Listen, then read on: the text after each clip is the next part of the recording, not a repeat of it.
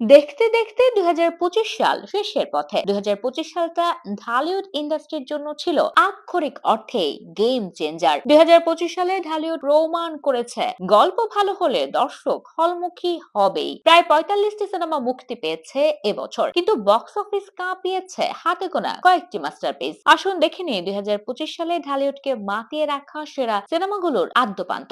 2025 সালে রোজার ও কোরবানির ঈদ মিলে সর্বমোট 12টি সিনেমা মুক্তি পায়। দুই ঈদ ছাড়াও সারা বছর প্রেক্ষাগৃহে মুক্তি পেয়েছে প্রায় 4 ডজন সিনেমা।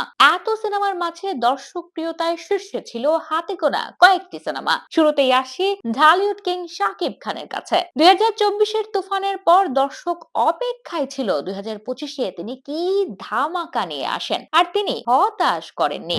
বরবাদ। মেহেদী হাসান হৃদয়ের পরিচালনায় ঈদ উল ফিতরে মুক্তি পায় বরবাদ। 15 কোটি টাকার বিশাল বাজেটের এই সিনেমাটি ছিল ঢালিউডের অন্যতম ব্যয়বহুল প্রজেক্ট। প্রিয়তমার পর শাকিব ইধিকা জুটিকে দর্শক লুফে নেয়। এই সিনেমার বড় চমক ছিল খলনায়ক চরিত্রে ওপার বাংলার পাওয়ার হাউস অ্যাক্টর যিশু সেনগুপ্ত। অ্যাকশন, ইমোশন আর মাসালা সব মিলিয়ে বরবাদ বিশ্বব্যাপী প্রায় 75 কোটি টাকা আয় করে বছরের সর্বোচ্চ আয়ের সিনেমার তালিকায় শীর্ষে জায়গা করে নেয়। ভায়োলেন্স আর রোমান্সের এই মিশে দর্শককে সিটে বসিয়ে রাখতে বাধ্য করেছে। তাণ্ডব। ঈদ উল আজহায় রায়হান রাফি ও শাকিব খান জুটির তাণ্ডব ছিল পলিটিক্যাল অ্যাকশন থ্রিলার। রাফির মেকিং আর শাকিবের ভিন্নধর্মী লুক সব মিলিয়ে এটি ছিল মাস্টারপিস। জয়া আহসানের মতো শক্তিশালী অভিনেত্রীর উপস্থিতি সিনেমাটিকে অন্য উচ্চতায় নিয়ে যায়। মুক্তির পর থেকে হাউসফুল শো এবং প্রায় 30 কোটি টাকার ব্যবসা প্রমাণ করে শাকিব খান মানে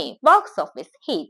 দাগি। 2025-এর ঈদ উল ফিতর ছিল শাকিব বনাম নিশোর লড়াইয়ের মঞ্চ। সুরঙ্গের বিশাল সাফল্যের পর আফরান নিশো ফিরলেন শিহাব শাহিনের দাগি নিয়ে। প্রায়শ্চিত্ত আর রিডেম্পশনের গল্প নিয়ে তৈরি এই সিনেমাটি শাকিবের বরবাদের সাথে কড়া টক্কর দেয়। প্রায় 16 কোটি টাকার ব্যবসা করে দাগি। তমা মির্জা ও সুনেরা বিনতে কামালের অভিনয় ছিল প্রশংসনীয়। জঙ্গলি। বরবাদের পরেই যে সিনেমাটি নিয়ে তরুণ দর্শকদের মধ্যে সবচেয়ে বেশি উন্মাদনা ছিল সেটি হলো এম রহিম পরিচালিত জঙ্গলি। সিয়াম আহমেদ এই চরিত্রের জন্য নিজেকে কতটা ভেঙেছেন তা তার লুক দেখলেই বোঝা যায়। টানা 7 মাস চুল দাড়ি না কেটে তিনি নিজেকে প্রস্তুত করেছিলেন এই চরিত্রের জন্য। সিনেমার গল্পে দেখা যায় জনি নামের এক বিশ্ববিদ্যালয় পড়ুয়া ছাত্রের জঙ্গলি হয়ে ওঠার গল্প। পারিবারিক ট্রমা এবং ভালোবাসার মানুষকে হারানোর যন্ত্রণা কিভাবে একজন সাধারণ ছাত্রকে বিধ্বংসী করে তোলে, সেটাই ছিল সিনেমার মূল উপজীব্য।